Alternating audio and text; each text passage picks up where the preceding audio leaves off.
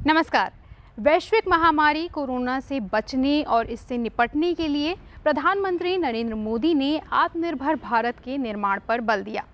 आत्मनिर्भर भारत यानी वो भारत जिसे अपनी किसी भी आवश्यकता के लिए किन्हीं भी बाहरी शक्तियों पर निर्भर न रहना पड़े।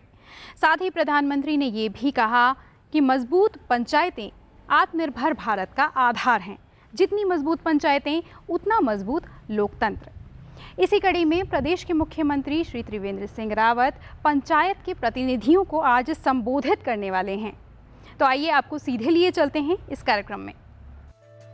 उत्तराखंड के मुख्यमंत्री त्रिवेंद्र सिंह रावत आत्मनिर्भर भारत बनाने के संदर्भ में हर मुमकिन प्रयास कर रहे हैं।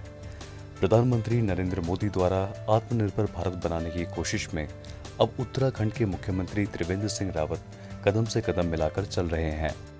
इसी कड़ी में मुख्यमंत्री ने राजीव गांधी नवोदय विद्यालय ननूरखेड़ा से वर्चुअल क्लास के माध्यम से प्रदेश के पंचायत प्रतिनिधियों से ई संवाद स्थापित किया। कार्यक्रम से पहले मुख्यमंत्री ने हरेला पर्व को मनाते हुए कार्यक्रम स्थल पर पौधारोपण किया।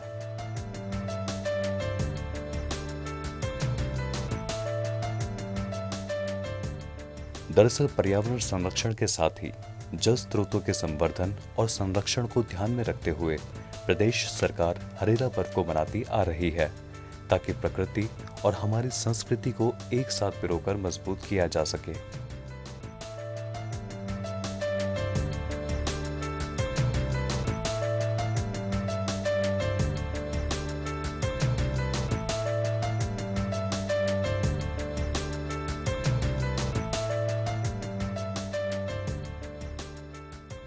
कार्यक्रम में वीडियो कॉन्फ्रेंसिंग के माध्यम से प्रदेश के सभी जनपदों के जिला पंचायत अध्यक्ष, सदस्य, सचिव शिक्षा आर मीनाक्षी सुंदरम, निदेशक पंचायती राज एच.सी. सेमवाल और जनप्रतिनिधिगण भी शामिल हुए। पंचायत प्रतिनिधियों के साथ अपने ई संवाद की शुरुआत मुख्यमंत्री ने उनकी सराहना करते हुए की। आत्मनिर्भर भारत के निर्माण में पंचायत प्रतिनिधियों की भूमिका को मुख्यमंत्री ने बेहद अहम बताया। उन्होंने कहा कि देश के समग्र विकास के लिए गांव का विकसित होना जरूरी है। इस ई संवाद कार्यक्रम में आप सबका बहुत बहुत स्वागत है, अभिनंदन है। मित्रों, एक विशेष दौर से हम लोग गुजर रहे हैं और वो है कोविड महामारी का दौर।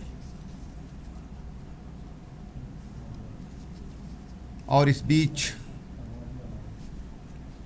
पंचायत प्रतिनिधियों ने और जो भूमिका का निर्वहन किया है, एक योद्धा की तरह इस कोविड वार में आपने तन मन धन से अपनी भूमिका का निर्वहन किया है। गांव प्रधानों की भूमिका क्या हो सकती है और लोकतंत्र का क्या महत्व है, ये खूब सीखने को मिला है। इस दौरान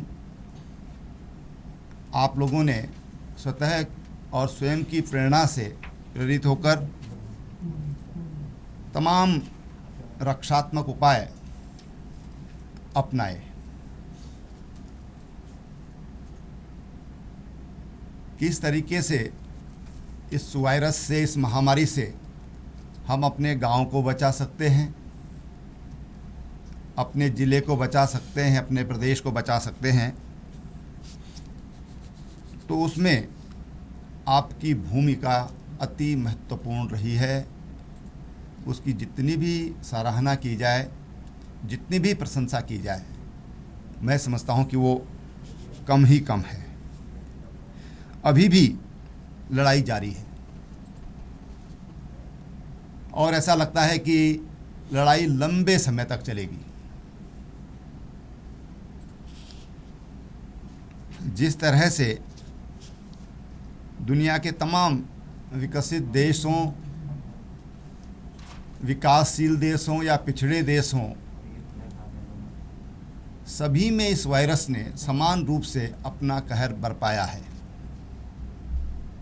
लेकिन आज भी अगर हम देखें तो भारत में जो मृत्यु दर है और जो रिकवरी रेट है दोनों बेहतर हैं। आपको याद होगा माननीय प्रधानमंत्री जी ने जब पहला आह्वान देश को किया था, जान है तो जहान है, और उन्होंने लॉकडाउन की घोषणा की थी, ये पता होते हुए कि इससे तमाम आर्थिक नुकसान होंगे, लेकिन जीवन रहेगा तो उस आर्थिक नुकसान की भरपाई की जा सकती है। ये महामारी है। मुख्यमंत्री ने कोविड-19 से निपटने के लिए प्रदेश में आवश्यक संसाधन उपलब्ध होने की बात भी कही। मुख्यमंत्री ने कहा कि आज हमारे पास वेंटिलेटर, आईसीयू बेड और अन्य आवश्यक संसाधन उपलब्ध हैं। मैं आपसे बात कर रहा था कि अभी ये लड़ाई लंबी लड़ी जाएगी और इस लड़ाई को हम बहुत आसानी से भी लड़ सकते हैं और बहुत कुछ होने के बावजूद भी हम सफलता तक पहुंचने में हमको दिक्कतें भी हो सकती हैं। आसानी से मेरा मतलब ये है कि अगर हम जो दूरी है, फिजिकल डिस्टेंस है, इसको बना के रखते हैं, हम अपने चेहरे को ढक कर रखते हैं, हम अपने हाथ मुंह बार बार धोते हैं, साबुन से धोते हैं, तो हम इसको काफ़ी हद तक नियंत्रित कर सकते हैं। और इसीलिए मैं कभी कभी कहता हूं कि अगर हम इसको वास्तव में रोकना चाहते हैं तो हम इसको जीरो बजट से भी रोक सकते हैं, जीरो बजट से भी रोक सकते हैं, बगैर पैसे के भी रोक सकते हैं। और नहीं तो ये मार कहाँ तक पड़ेगी कुछ कहा नहीं जा सकता है। लेकिन इससे भयभीत होने की भी ज़रूरत नहीं है। ये ज़बरदस्ती आपके गले नहीं पड़ता, भयभीत होने की भी ज़रूरत नहीं है, लेकिन सावधानी और सतर्कता ये बहुत ज़रूरी है।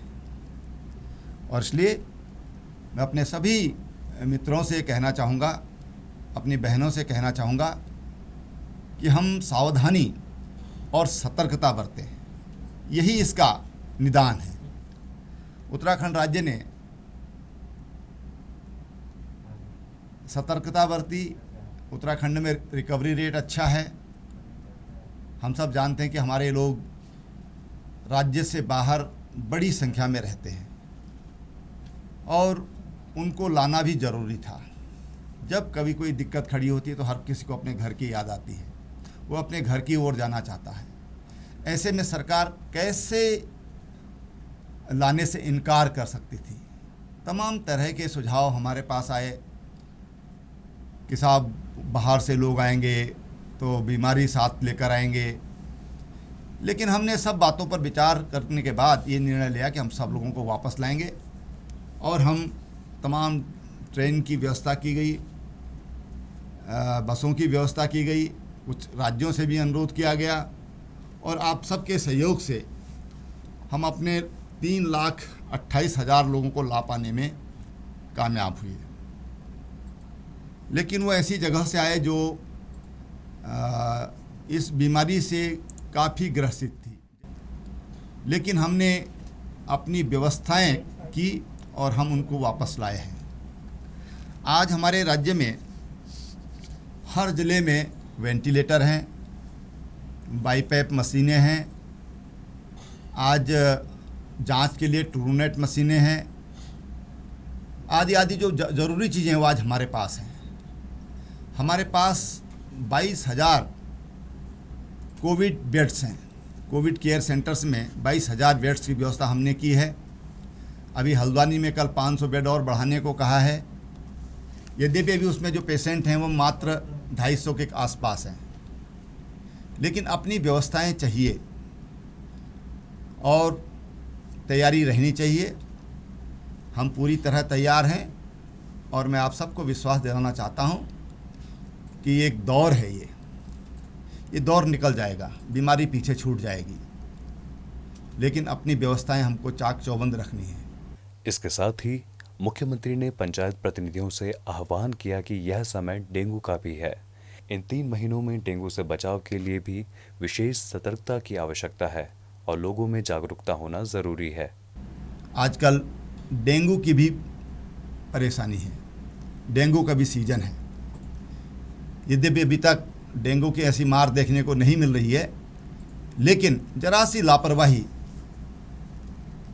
जरा सी असावधानी नुकसान पहुंचा सकती है। सतर्कता और सावधानी यही सबसे अच्छा उपचार है, सबसे कारगर उपचार है, और इसलिए इस कारगर उपचार को हम लोग जरूर अपनाएंगे। अपने संवाद में मुख्यमंत्री ने भारत नेट फेज 2 से हर गांव तक इंटरनेट पहुंचाने की बात भी कही। इस सुविधा से विकास के एक नए युग का आरंभ होगा और ग्रामीण अंचलों की अर्थव्यवस्था को गति मिलेगी। अभी 3 दिन पहले भारत नेट फेज 2 ये अपने राज्य को 2000 करोड़ रुपया मिला है भारत सरकार से, और इसके तहत हर गांव तक ये नेटवर्क का जाल बिछाना है। हरिद्वार जनपद कवर हो चुका है और बाकी जनपदों में ये काम होना है। लक्ष्य रखा है कि 1.5 साल में हम इस काम को पूरा करेंगे।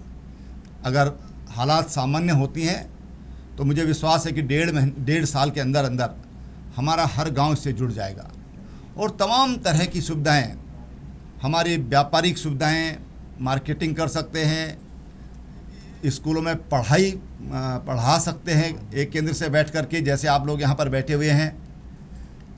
इसी तरह से telemedicine, tele radiology, telepathology, tele cardiology, ये तमाम सुविधाएं हमारा जब नेटवर्क गांव-गांव तक पहुंच जाएगा तो हम अपने घर बैठे बैठे तमाम इलाज कर पाएंगे। तमाम जो हमारे आवश्यक प्रमाण पत्र होते हैं हम घर बैठे बैठे प्राप्त कर सकते हैं।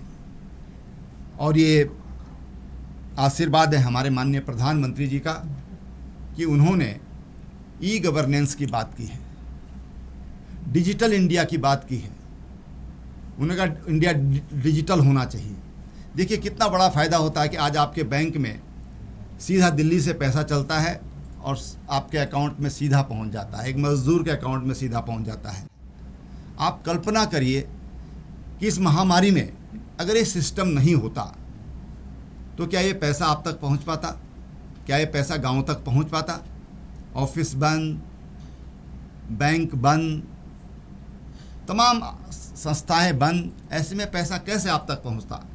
लेकिन ये माननीय प्रधानमंत्री जी की सोच है कि उन्होंने डिजिटल इंडिया का आह्वान किया और आज ये पैसा सीधा हमारे अकाउंट में पहुंच रहा है, एक लेबर के अकाउंट में पहुंच रहा है, और कोई बीच में कोई लीकेज नहीं है, कोई गड़बड़ नहीं है।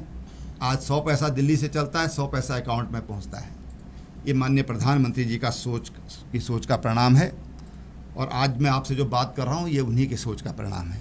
उन्होंने कहा कि प्रधानमंत्री श्री नरेंद्र मोदी जी के आत्मनिर्भर भारत की दिशा में सभी को मिलजुल कर काम करना है, चुनौतियों को अवसर में बदलना होगा। इसी उद्देश्य से प्रधानमंत्री ने आत्मनिर्भर भारत के लिए देशवासियों को 20 लाख करोड़ रुपए का पैकेज दिया है। आत्मनिर्भर भारत, माननीय प्रधानमंत्री जी ने कहा कि हमको चुनौतियों को अवसर में बदलना है। कैसे हम इसको अवसर में बदलें? और उन्होंने कहा कि इस कोविड महामारी का ये संदेश है कि भारत अपने पैरों पर खड़ा हो। भारत खड़ा तब होगा जब हमारे गांव खड़े होंगे। गांव जब अपने पैरों पर खड़े होंगे तो भारत स्वाभाविक रूप से अपने पैरों पर खड़ा हो जाएगा। और 20 लाख करोड़ का पैकेज उन्होंने आत्मनिर्भर भारत के लिए दिया, गरीबों के कल्याण के लिए दिया। आज जो लोग अपनी नौकरियां छोड़कर मजबूरी में जिनको अपने गांवों की तरफ आना पड़ा, माननीय प्रधानमंत्री जी ने नवंबर तक उनके राशन की व्यवस्था की है। सीधा केंद्र निधि से वो पैसा आ रहा है, 90 लाख करोड़ रुपया इस पर खर्च हो रहा है। ये उनकी सोच है कि आखिर पहली आवश्यकता हमारी क्या है। 2 समय का भोजन ये हर किसी को मिले, कोई भूखा ना सोए, कोई गरीब व्यक्ति भी किसी कारण से भूखा ना रहे, ये उनकी सोच है। राशन कार्ड है या नहीं है, उनके लिए भी उन्होंने राशन की व्यवस्था की। ऐसे हमारे माननीय प्रधानमंत्री जी की सोच है। और इसी में से आत्मनिर्भर भारत, हम कई सामान विदेशों से लाते हैं, उसमें तमाम तरह के दिक्कतें भी होते हैं, खतरे भी होते हैं, देश की सुरक्षा से जुड़े हुए सवाल भी होते हैं। ऐसे में आत्मनिर्भर भारत का उन्होंने आह्वान किया है। और आत्मनिर्भर भारत का मतलब है कि जब ये कोविड भारत में आया 8 मार्च को, तो देश में कोई पीपीई किट नहीं बनते थे। N95 मास्क जो हमारे डॉक्टर्स के लिए, नर्सों के लिए अस्पताल के अंदर बहुत ज़रूरी है, अति आवश्यक है। हम आपके लिए ज़रूरी नहीं है, लेकिन जो लोग सीधा पेशेंट के संपर्क में आ रहे हैं उनके लिए इनका होना बहुत ज़रूरी है। वो भारत में बनते ही नहीं थे। आज भारत बना ही नहीं रहा है, आज भारत निर्यात भी कर रहा है। 5 लाख पीपीई किट आज भारत में प्रतिदिन तैयार हो रहे हैं और भारत ज़रूरतमंद देशों को उसकी आपूर्ति कर रहा है। ये आत्मनिर्भर भारत है। आज भारत कोविड के लिए वैक्सीन की तैयारी कर रहा है, औषधियों की तैयारी कर रहा है। यही आत्मनिर्भर भारत है कि हमको दूसरों पर निर्भर न रहना पड़े। प्रदेश में स्वरोजगार के लिए सरकार द्वारा लोगों को प्रेरित किया जा रहा है। मुख्यमंत्री ने जानकारी दी कि प्रदेश में लोगों के लिए रोजगार के अवसर बढ़ाने के लिए मुख्यमंत्री स्वरोजगार योजना शुरू की गई है। हमने अपने राज्य में मुख्यमंत्री स्वरोजगार योजना लागू की है। मैं आप सब प्रधानगणों से कहना चाहता हूं कि हमारी बड़ी भूमिका बढ़ गई है और अधिक बढ़ गई है, और निश्चित रूप से हम चिंतित भी हैं, हम करना भी चाहते हैं। और इसके लिए एक बुकलेट हम बहुत जल्दी आपके पास हम पहुंचाने की कोशिश करेंगे, जिसमें जितने भी रोज़गार के अवसर, चाहे भारत सरकार के हों राज्य के अंतर्गत या राज्य सरकार के होंगे या विविध विभागों की अपनी योजनाएं होंगी, उन सब की एक बुकलेट बनाकर हम आपको देंगे। और उस बुकलेट ये हमारे पास रहेगी और हम किसी भी ज़रूरतमंद को बता पाएंगे कि ये सरकार की योजना है, आप ये काम ये काम है, इनमें कौन सा आप काम करना चाहते हैं। और मैं आपको बताना चाहता हूँ कि कोई भी काम जो हम लोग करना चाहते हैं, सब योजनाएं मुख्यमंत्री स्वरोजगार योजना में सम्मिलित हैं। कोई भी काम आप जब किसी भी कुछ भी सोचेंगे तो आपको उस बुकलेट में मिलेगा कि सारे काम हम उसके माध्यम से कर सकते हैं। और 10% से लेकर 25% तक उसमें इंटरेस्ट फ्री उसको किया गया है। हमने 3 लाख रुपए तक के ऋण, पहले हमने 1 लाख रुपए तक का ऋण ब्याज मुक्त किया था, इस बार हमने 3 लाख रुपए तक के ऋण ये ब्याज मुक्त किए हैं। आपको कोई इंटरेस्ट उन पर नहीं देना है, बस आपको काम करना है, आपको स्वरोजगार जनरेट करना है और आपको अपने परिवार का लालन पालन करना है। कुछ अगर आप और अधिक पैदा कर सकें तो वो उसके लिए उसको मार्केटिंग करेंगे, उसको बेचेंगे, उससे भी हम इनकम जनरेट करेंगे। हमने 10,000 मोटरसाइकिल टैक्सी की योजना बनाई है और उसमें 2 साल तक कोई इंटरेस्ट आपको नहीं देना है। आपका जो इंटरेस्ट होगा उसको राज्य सरकार वहन करेगी। किसी भी उस बाइक के मालिक को इंटरेस्ट देने की आवश्यकता नहीं होगी। जो सरकारी नौकरियां हैं वो उन पर हमारी भर्तियां जारी हैं, उन पर हमारी विज्ञप्तियां लगातार निकल रही हैं, वहाँ तो हम भर्ती करेंगे ही। लेकिन हमको ये समझ लेना चाहिए कि आज भारत जब 135 करोड़ का भारत है तो मात्र 2.5-3 करोड़ सरकारी कर्मचारी हैं। उत्तराखंड जो लगभग 1 करोड़ 10 लाख से अधिक जिसकी आबादी है, उसमें भी लगभग 3 लाख से कम कर्मचारी हैं। इसका मतलब ये है कि सबको सरकारी नौकरी मिलना संभव नहीं है। सबको सरकारी नौकरी मिल पाना काफ़ी कठिन है, संभव नहीं है, मैं तो ये कहना चाहूँगा। ऐसे में हम अपने रोज़गार करके कि मैं रोज़गार करूँगा, मैं 2 को और रोज़गार दूँगा, ये सोच हमारी विकसित होनी चाहिए। और इसलिए उस सोच के आधार पर हमने ये विचार किया। काफ़ी लोगों की राय थी कि जो ऋण आप दे रहे हैं अनुदान के रूप में दे दिया जाए, 10,000 5,000 रुपये सबको दे दिया जाए, लेकिन इससे हम खड़े नहीं हो सकते हैं, अपने पैरों पर खड़े नहीं हो सकते हैं। एक तरीका है कि हम आपको 100 अंडे दे दें, 200 अंडे दे दें, 250 अंडे दे दें। कितने दिन खा लोगे? एक भी खाओगे तो 200 दिन खा लेंगे, 250 दिन खा लेंगे। लेकिन अगर हम मुर्गी पाल लेंगे तो 365 दिन अंडा खा सकते हैं। अगर हम एक गाय पाल लेते हैं तो 8-9 महीना गाय दूध देती है, हम उससे कुछ कमा सकते हैं। ऐसे हम तमाम तरह का मछली पालन कर सकते हैं, हमारे यहाँ पर्याप्त पानी है।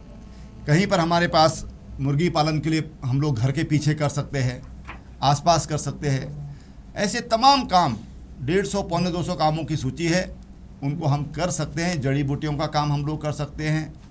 हम एक चीज़ पर और काम कर रहे हैं, वो है हिमालयन ग्रीन, हिमालयन वेजिटेबल्स। लेकिन ये तब होगा जब हम लोग पैदा करेंगे और उसको हम सीधा मार्केटिंग करेंगे। दिल्ली हमारे नज़दीक है, सड़कें हमारे प्रधानमंत्री जी ने बहुत बेहतरीन सड़कें हमारे लिए बना दी हैं। रेल की सुविधा, बहुत बेहतर सुविधा आज हमारे पास है। हम उसकी मार्केटिंग दिल्ली में कर सकते हैं और हिमालयन उत्पादों की बहुत ज़्यादा डिमांड है और उनकी बाज़ार मूल्य भी बहुत अच्छा मूल्य, उसका बाज़ार मूल्य भी बहुत अच्छा मूल्य है। और इसलिए हम जो मुख्यमंत्री स्वरोजगार योजना है उसके अंतर्गत हम काम कर सकते हैं। हमने जिला योजना में भी 40% बजट इस काम के लिए रखा है। पैसे की कोई दिक्कत नहीं है, काम करने वाले चाहिए। आप लोग जो काम करना चाहते हैं, मैं प्रधानगणों से ये कहना चाहूँगा कि आप अपने जिलाधिकारी से, जो उद्योग केंद्र है उनको, जो हमारे उद्यान विभाग के लोग हैं उनसे मिल करके और इन योजनाओं का लाभ उठाएं। अगर हम मुख्यमंत्री स्वरोजगार योजना का लाभ उठाएंगे तो माननीय प्रधानमंत्री जी का जो सपना है आत्मनिर्भर भारत का, जो हमारा सपना है ग्राम स्वराज का, वो गांव स्वराज हमारा साक्षात पूर्ण होगा। गांव हमारे आत्मनिर्भर होंगे, हमारा प्रांत आत्मनिर्भर होगा।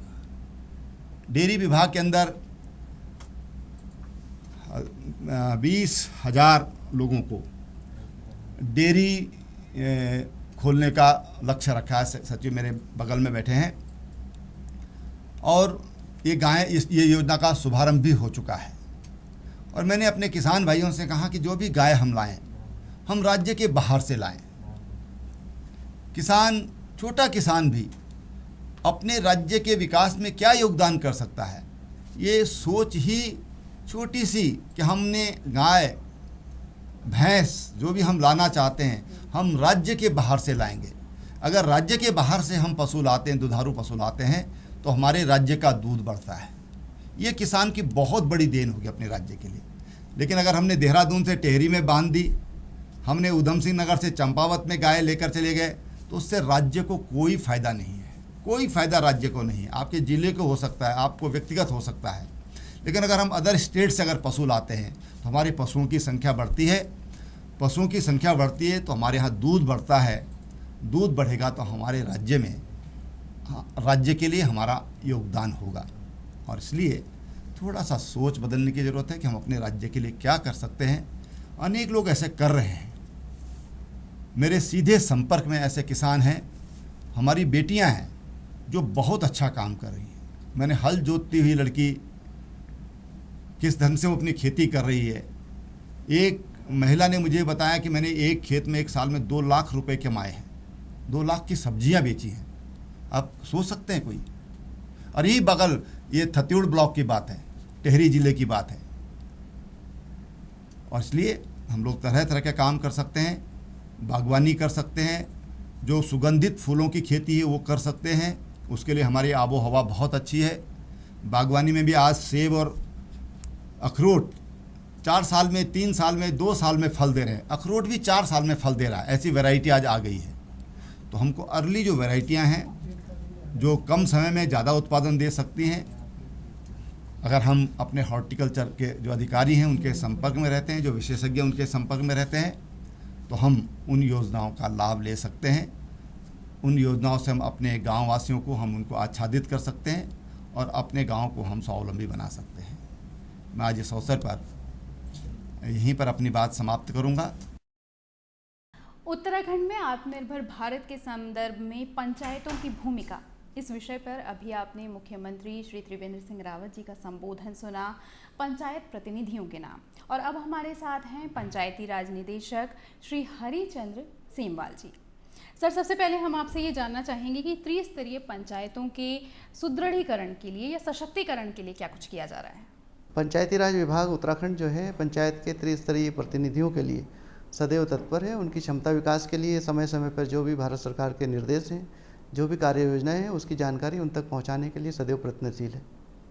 जी, कैसे हम विकास की उम्मीद कर रहे हैं? ये जो कार्यक्रम है या जिस भी तरह से हम त्रिस्तरीय पंचायत सदस्य हैं, हम जानना चाह रहे हैं तीनों स्तर पे, जैसे कि त्रिस्तरीय पंचायत प्रतिनिधि हैं, तीनों के लिए क्या क्या कुछ किया जा रहा है? जहाँ तक त्रिस्तरीय पंचायतों की बात है तो जिला पंचायतों के लिए अलग कार्यक्रम है भारत सरकार के, क्षेत्र पंचायत ब्लॉक विकासखंड के लिए अलग कार्यक्रम है और ग्राम पंचायतों के लिए अलग कार्यक्रम है। ग्राम पंचायतों पे विशेष जोर भारत सरकार का भी राज्य सरकार का भी रहता है और रहता आया है।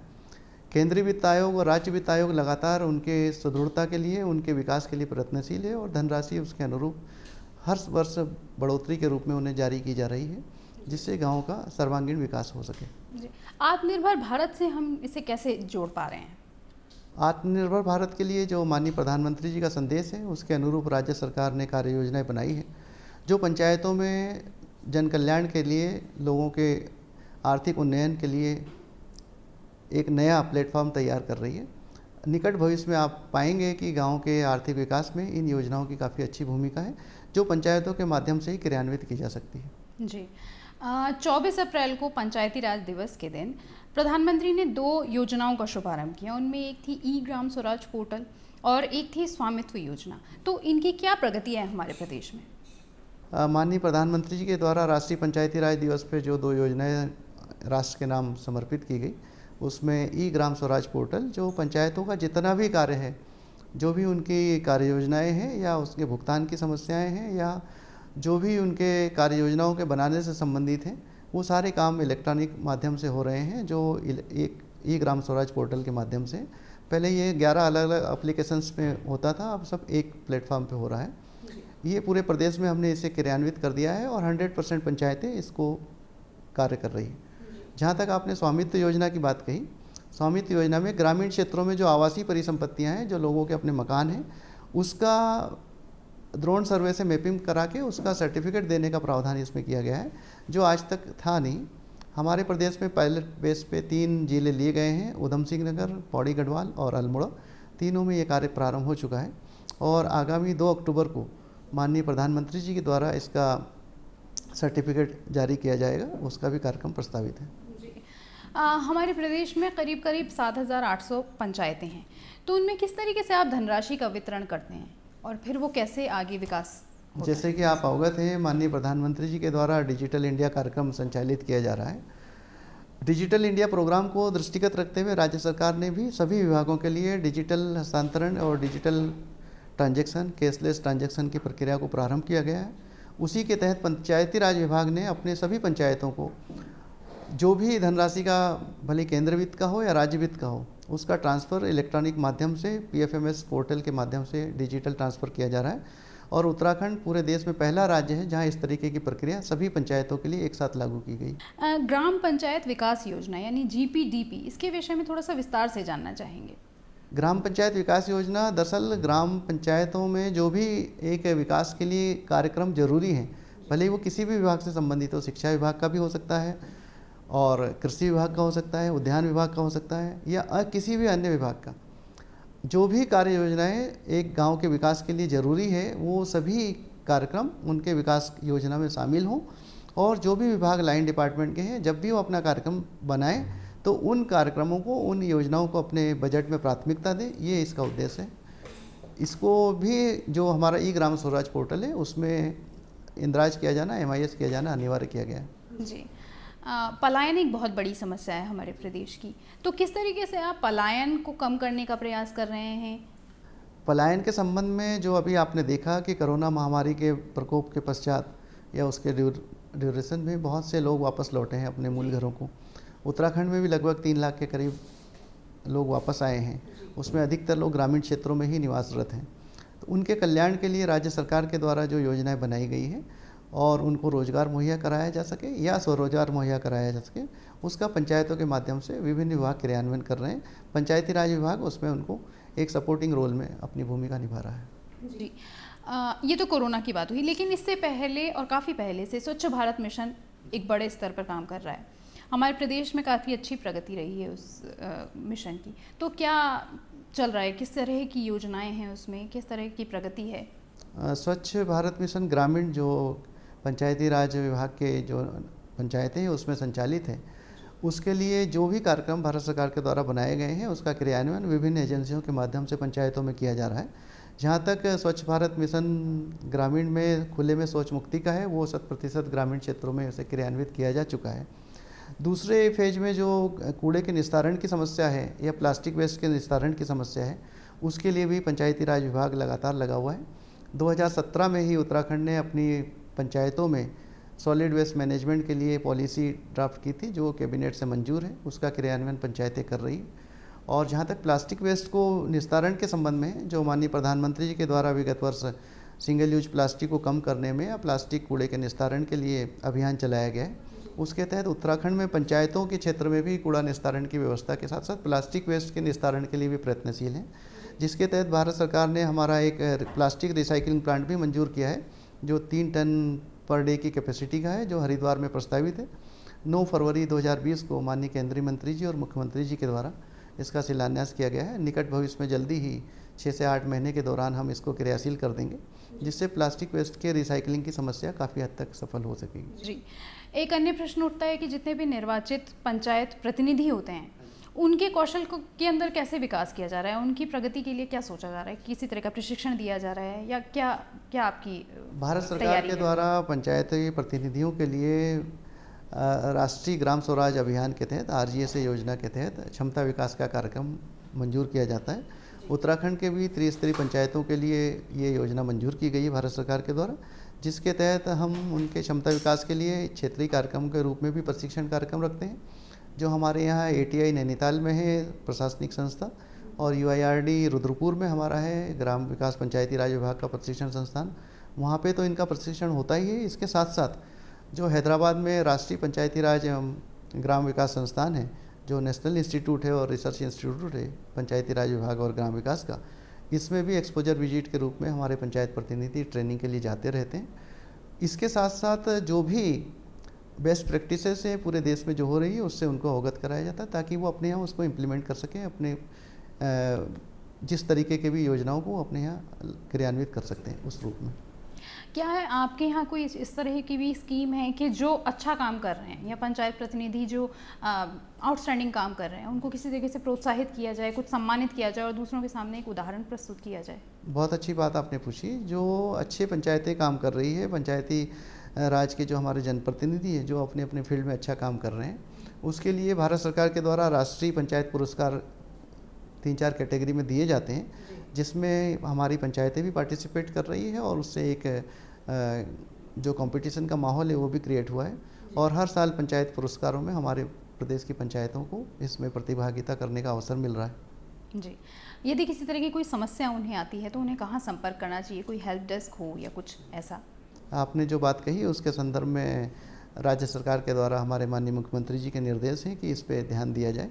तो जिस तरीके से मुख्यमंत्री जी के वहाँ हेल्पलाइन चल रही है, CM हेल्पलाइन, उसी तरीके से पंचायती राज विभाग में भी हमने एक हेल्प डेस्क प्रारंभ करने की योजना बनाई है, जिसे जल्दी ही हम क्रियान्वित करेंगे। जो भी हमारी पंचायतों से संबंधित संस्थाएं हैं, पंचायती राज विभाग के कार्मिक हैं, अगर उस क्षेत्र विशेष में कोई समस्या है तो उस पर वो अपनी बात रख सकेंगे और उसका जो भी सकारात्मक समाधान हमारे नियमों में होगा उसका किया जाएगा। सर, आपसे ये भी जानना चाहेंगे कि सतत विकास लक्ष्य की प्राप्ति के लिए पंचायती राज क्या कर रहा है? सतत विकास लक्ष्य जो है एक UNO का एक कमिटमेंट है, जिसमें भारत सरकार ने भी सहमति दी थी। तो उसमें हमें 2030 तक जो भी टारगेट अचीव करने हैं वो प्राप्त करने हैं। और सतत विकास लक्ष्य में सभी जो हमारे मूलभूत आवश्यकताएं हैं उसके अनुरूप हर विभाग का, इलेक्ट्रिसिटी डिपार्टमेंट का हो या अन्य जो विभाग है पेयजल का हो या स्वास्थ्य का हो, ये जो इंडिकेटर दिए हुए इसको प्राप्त करने का लक्ष्य है। जो ग्रामीण क्षेत्र में जहाँ तक पंचायती राज विभाग की बात है, सभी विभागों की जो भी आवश्यकताएं हैं या जो भी उनकी रिक्वायरमेंट है पंचायतों में, पंचायती राज विभाग उसको पूरी कराने में मदद करने में तत्पर है।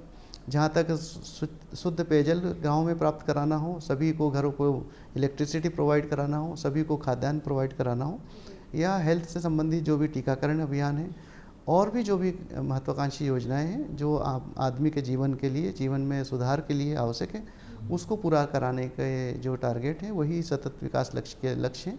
और उसको प्राप्त करने के लिए सभी विभाग, लाइन डिपार्टमेंट के, पंचायतों में अपनी भूमिका निर्वहन कर रहे हैं। जहाँ तक पंचायती राज विभाग है कहीं कमी बेसी पाता है तो उसके लिए संबंधित विभागों को उसकी सूचना दे रहा है, ताकि उन कमियों को संबंधित विभाग दूर कर सके। सके। खासकर पर्वतीय क्षेत्रों में जीवन बड़ा मुश्किल है, तो वहाँ पे जीवन आसान हो, सुगम हो, उसके लिए क्या किया जा रहा है? सतत विकास लक्ष्य का ही एक दूसरा जो मुख्य बिंदु है वो ईज ऑफ लिविंग भी है, जो भारत सरकार के द्वारा लक्ष्य दिए गए हैं। उसको प्राप्त करते हुए किस तरीके से लोगों के जीवन को सुगम बनाया जाए, इसका लक्ष्य ये है। तो जीवन को सुगम बनाने के लिए आदमी को आसानी से रोजगार उपलब्ध हो, उसको चिकित्सा सुविधाएं उपलब्ध हो, उसको शुद्ध पेयजल उपलब्ध हो, और चिकित्सा सुविधाओं के साथ साथ शिक्षा की जो आवश्यकताएं हैं वो सुगम हो, जिससे वो चैन से अपने जीवन को बिता सके और अपने परिवार की चिंता या जो भी परिवार की आवश्यकताएं हैं उसके लिए जो भी चीज़ें हैं उसको अपने आसपास उपलब्ध हो सके। मुख्य लक्ष्य इसका ये है। इसके लिए राज्य सरकार ने सभी विभागों के समन्वय से योजनाएं बनाई हैं।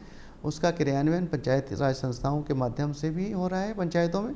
निकट भविष्य में आप देखेंगे कि इस लोगों की समस्याओं को हम दूर करने में या कमी करने में सफल होंगे और ईज ऑफ लिविंग के जो लक्ष्य हैं उसे हम प्राप्त कर सकेंगे। जी, प्रधानमंत्री ने आत्मनिर्भर भारत पैकेज की घोषणा की, तो वो उसकी घोषणा के बाद हमारे प्रदेश में कहाँ तक, किस स्तर के लोगों तक पहुँच पाई हो?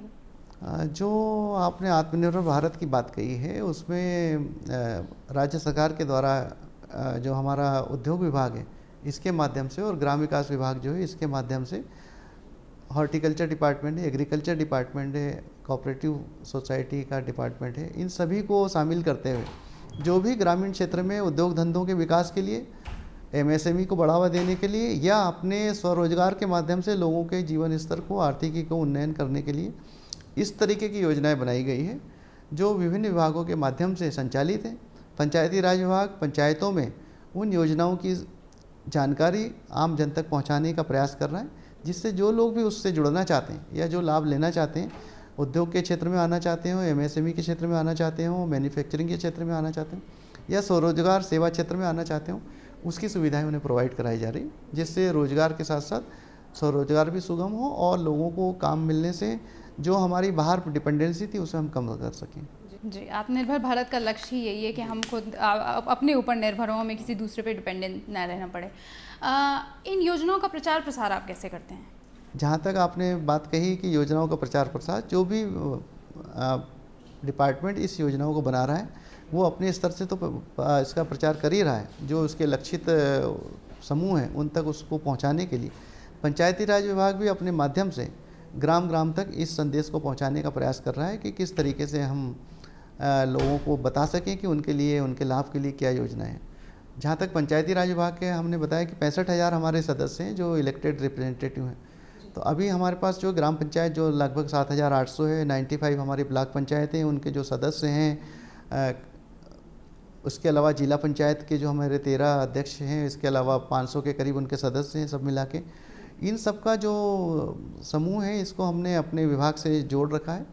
जो भी संदेश इन्हें भिजवाना होता है इनके व्हाट्सएप ग्रुप के माध्यम से, इनके फ़ोन के माध्यम से ये सूचनाएं इनको देने का प्रयास किया जा रहा है।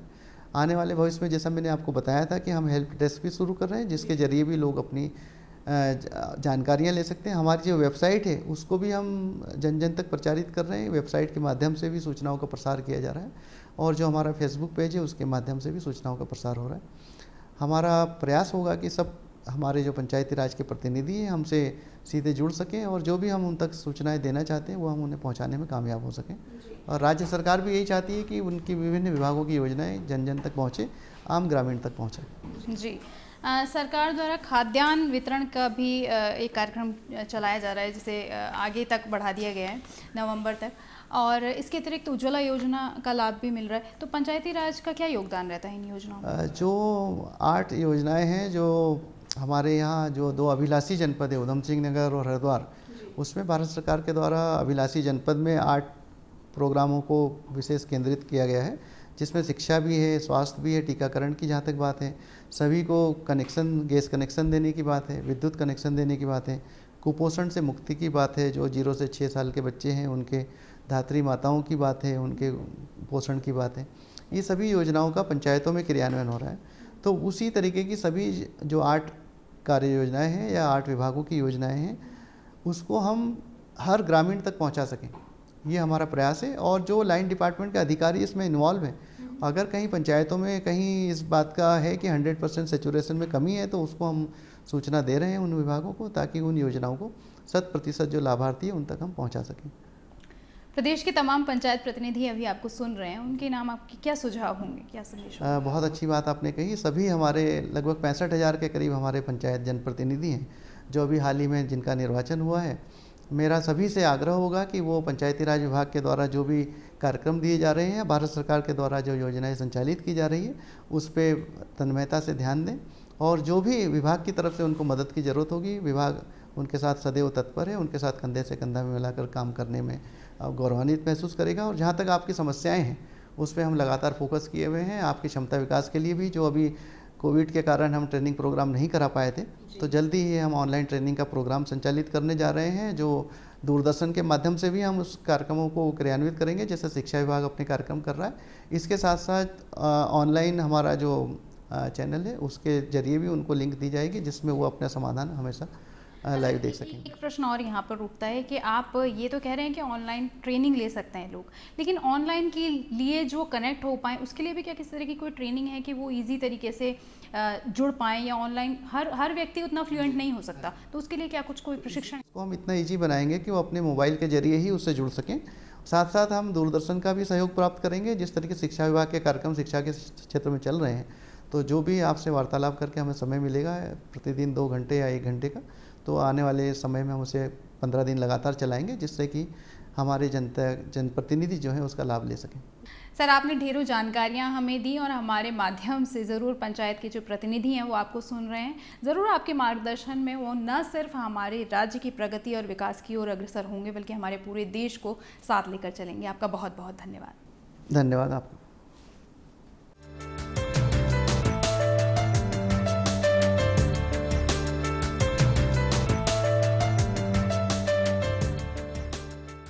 अभी आपने देखा कि मुख्यमंत्री ने पंचायत प्रतिनिधियों को किस तरह प्रोत्साहित किया और कोरोना काल में उनके द्वारा किए गए प्रयासों की सराहना भी की।